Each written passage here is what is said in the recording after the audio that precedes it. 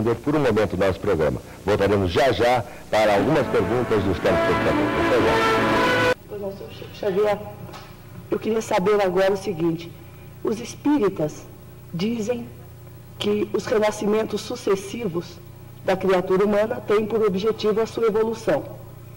Outras correntes espiritualistas, como os teosofistas, os messiânicos, também dizem que nós estamos no limiar de uma era de grande beleza, a era de Aquário, em que a humanidade será muito mais feliz. Eu gostaria de perguntar ao senhor o seguinte: se temos mais de uma dezena de séculos de evolução, se estamos no limiar de uma era de encontro da criatura humana consigo própria, como que o senhor explica as violências do mundo atual, como a guerra do Vietnã, a violência da sociedade de consumo? Isso, a nosso ver, não representa grande evolução da humanidade. Violência do mercado de consumo? A sociedade de consumo. Sim.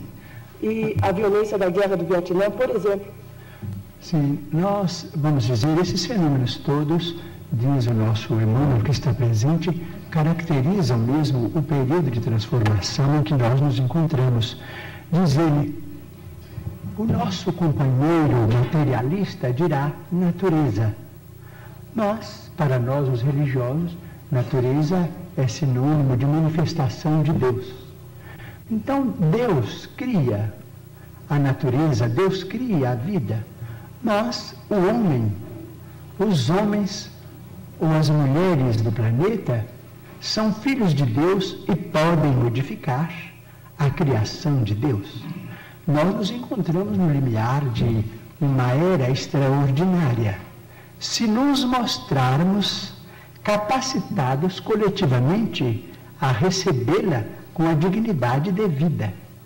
Se os países mais cultos do globo puderem suportar a pressão de seus próprios problemas sem entrarem em choques destrutivos, como, por exemplo, guerras de extermínio que deixarão consequências imprevisíveis para nós todos no planeta, então veremos uma era extraordinariamente maravilhosa para o mundo. A própria automação, diz ele, nos está dizendo que nós vamos ser aliviados ou quase que aposentados do trabalho mais rude no trato com o planeta para a educação da nossa vida mental, através de informações do universo com proveito enorme, proveito incalculável para benefício da humanidade. Mas isso terá um preço, terá o preço da paz. Se nós pudermos nos suportarmos uns aos outros, quando não nos pudermos amar uns aos outros, segundo os preceitos de Jesus, até que essa era prevaleça, provavelmente no próximo milênio. Não sabemos se no princípio, se no meados ou se no fim. O terceiro milênio nos promete maravilhas, mas se o homem, filho e herdeiro de Deus, também se mostrar digno dessas concessões. A Igreja Católica cada dia tem aumentado mais sua atuação no sentido de que haja mais justiça social no mundo, melhor distribuição de renda. Aqui mesmo no Brasil, a participação da Igreja na área social tem sido muito grande, o que, aliás, tem lhe causado até alguns problemas. O que o Espiritismo no Brasil tem feito nesse sentido? Ou, por acaso, prega o conformismo na vida material? O Espiritismo não prega o conformismo do ponto de vista em que o conformismo é interpretado.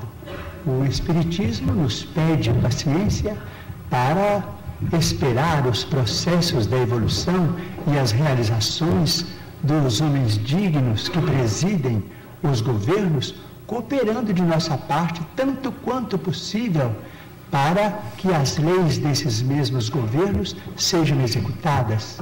de modo que, se estamos subordinados ao critério de nosso Senhor Jesus Cristo, que estabelece aquele princípio de a Deus o que é de Deus e a César o que é de César, isto é, aquilo que pertence ao mundo superior da nossa mente, as realizações com Deus, que constitui o progresso e o aprimoramento de nossa alma, e aquilo que nós devemos aos poderes constituídos no mundo, que nos orientam e que administram os nossos interesses, então o Espiritismo não se sente, vamos dizer, o Espiritismo evangélico não se sente absolutamente inclinado a qualquer participação no partidarismo de ordem política para solucionar os problemas da vida material, conquanto reconheça que todos devemos trabalhar.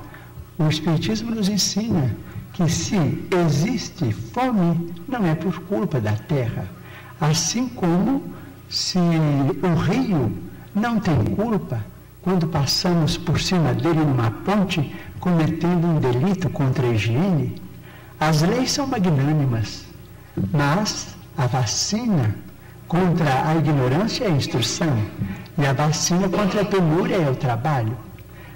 Em vez de, vamos dizer, de pedir melhoria de rendas, vamos pensar assim, conquanto todos precisamos do dinheiro, todos necessitamos do dinheiro como sangue de nossas realizações materiais e seiva da nossa civilização.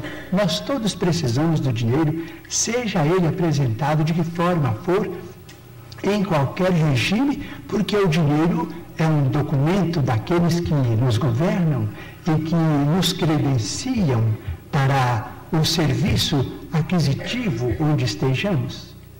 Conquanto precisemos todos do dinheiro, se pensássemos, por exemplo, em trabalharmos todos e em organizar, vamos dizer, as questões do trabalho com o aproveitamento das nossas energias integrais, então cremos que o problema seria quase que imediatamente resolvido.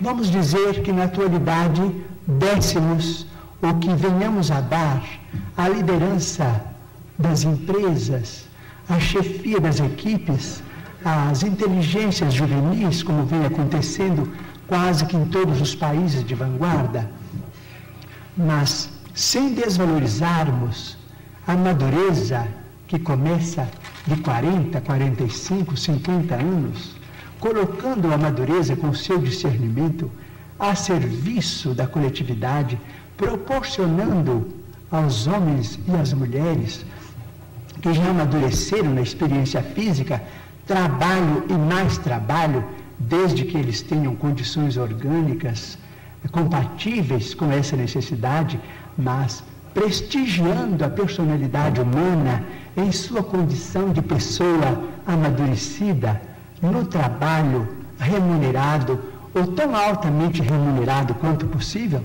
nós resolveríamos o problema.